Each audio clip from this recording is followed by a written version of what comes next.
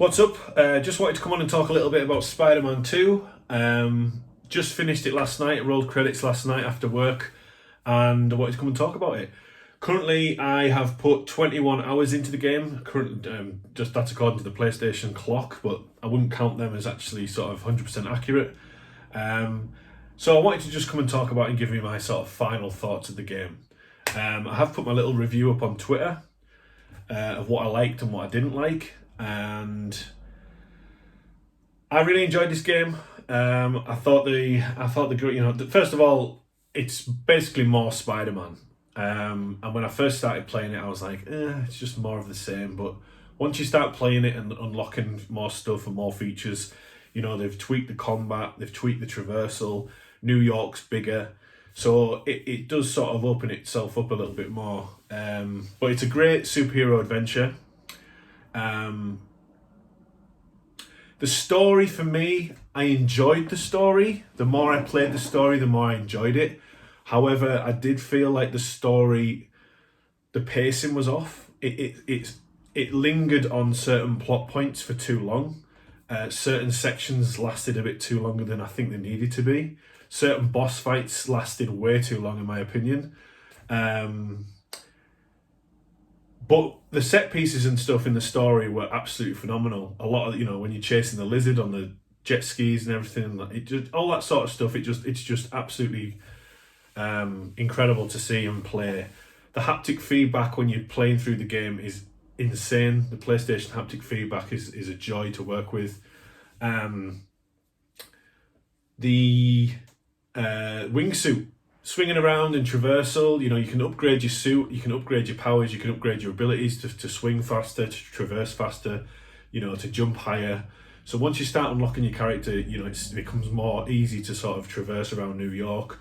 The side content is a lot better than the first game, although it's optional. I didn't really feel like I had to do any of the side stuff. What I like to kind of do in games like this, I'll just go through and play the main story and then come back and drop myself back into the map and then finish on all the side stuff, by myself at the end. Halfway through the game, at points through the game, you'd finish a story mission and then Peter would say something like, right, let's see what else needs my attention. And you could swing around and do optional side content. Once the game sort of realised that you weren't doing that and you weren't interested, it would just throw you into another story mission. That's something that I really appreciated.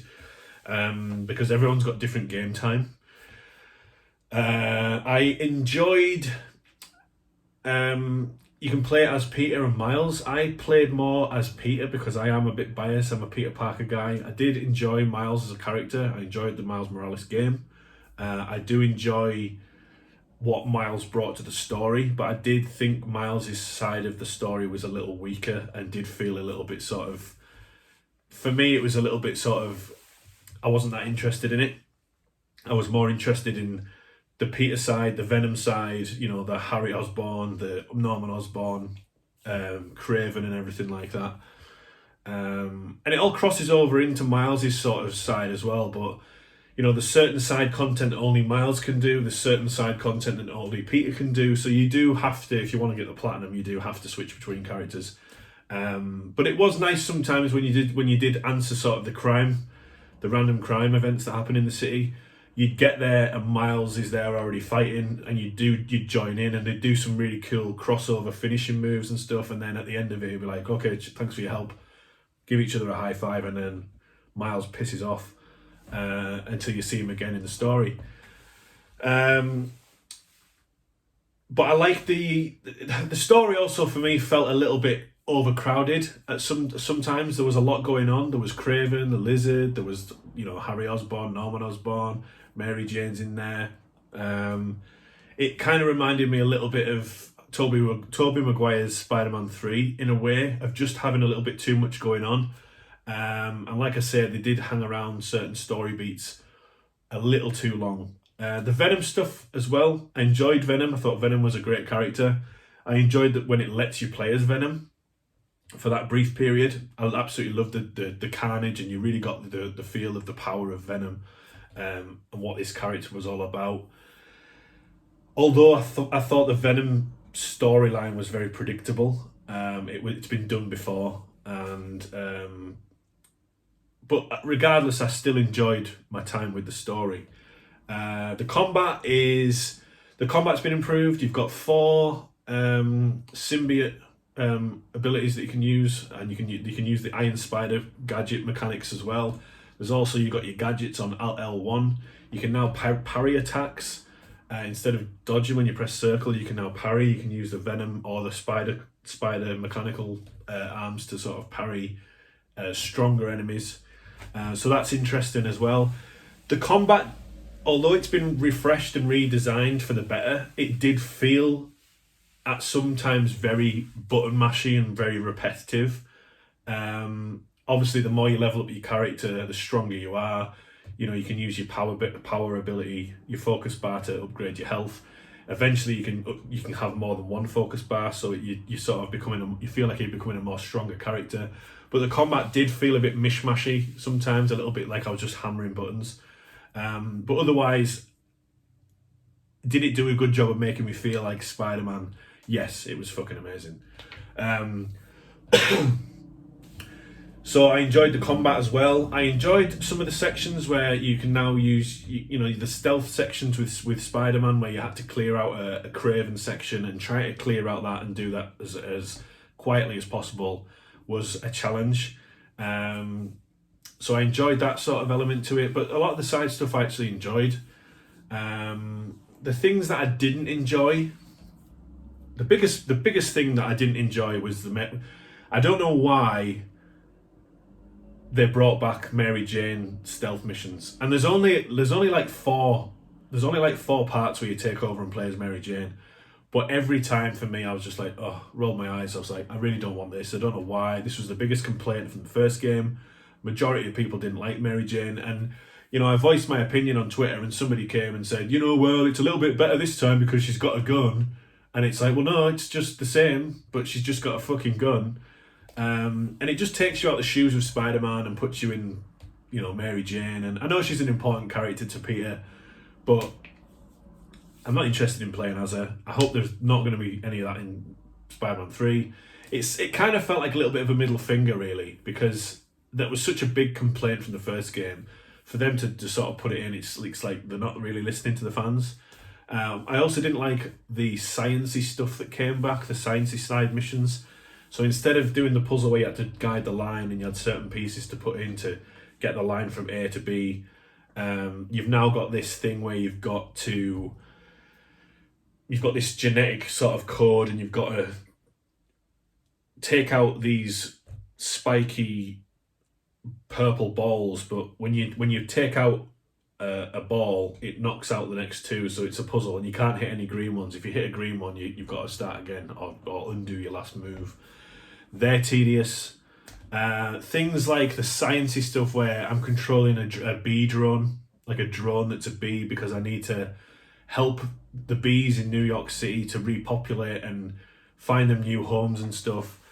That's sort of like, it was the same science shit that was in the first game, where it's like you're doing these missions for Harry, and I remember one of them, I was like repopulating the fish population in the docks by spraying this pheromone, and I was like, what is this? I'm Spider-Man, what am I doing here? So that's some of the things that I didn't like. So regards to the story being a little bit lengthy and outstaying its welcome, and the pacing being off, the combat feels a little bit button mashy and repetitive. The science stuff coming back, the side quest science stuff, Mary Jane stealth missions, that's about it. I did experience quite a few bugs with this game as well. I'm not going to paint it, I'm not going to sugarcoat it. I did experience quite a few frequent bugs. I wouldn't say game breaking, but I would say they were sort of game breaking, because on 2 occasions I couldn't do anything. I got frozen in a place. It was when I was doing a Spider-Bot mission, and I got this rat just comes running towards me, but it knocked me so far back. I was like over this pebble, and I couldn't move. I couldn't jump. I couldn't move. I couldn't get anywhere, and I had to restart the last checkpoint. So I suppose it wasn't game breaking, but it was an inconvenience. So that's pretty much all the problems I had with Spider-Man. But as far as like the graphics are amazing, the traversal, the wingsuit's fantastic. The characters are really good. You know, there's even Mr. Negative makes a return from the first one, so that's part of Miles's arc about forgiveness and all that sort of thing. There's hints of the Sinister Six. You know, Doc Ock is mentioned quite a lot as well. Norman Osborn always wearing green shirts and stuff, and it's like foreshadowing that he's going to become the Green Goblin. And obviously there's going to be a third game. I'm not going to do any spoilers, but I thought Kraven was done really well. I thought Venom was done superbly, even though it was a different take. I liked Harry's character. You know, there was a few early sections in the game where I was playing as a flashback with Peter and Harry, and it was a stealth section going around the school. Hated it. The part where Peter's he's riding a bike, you know, he's just Peter Parker riding a bike through the park. Absolutely hated that part as well.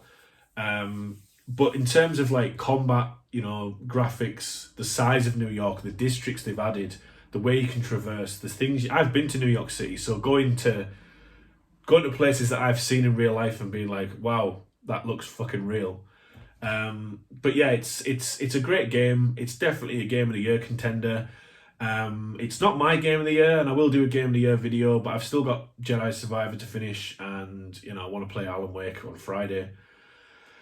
But this is up there. It's definitely up there for me. It's PlayStation's fastest selling game of all time, currently. I think if you're a Spider-Man fan, it's a must play. If you like the first game, it's a must play. For me, because of the little things that I didn't enjoy, I would give this a 4 out of 5 on my scale. My scale is 1 is terrible, 2 is bad, 3 is good, 4 is great, and 5 is amazing, must play. I've given games a 5 out of 5 before and saying it's a must play, but a 5 out of 5 can still have issues. A 5 out of 5 just means it's definitely worth playing.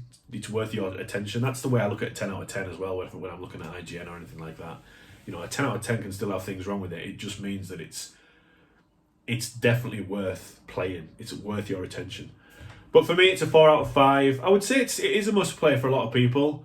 But 4 out of 5, I think, is a fair score for this. I don't think it's a 5 out of 5 because of the little things that I'd hang-ups with. But can't wait for some DLC. I'm gonna carry on platinum it now, and then I'm gonna really look forward to seeing what they do with the third game. So that's my little review there.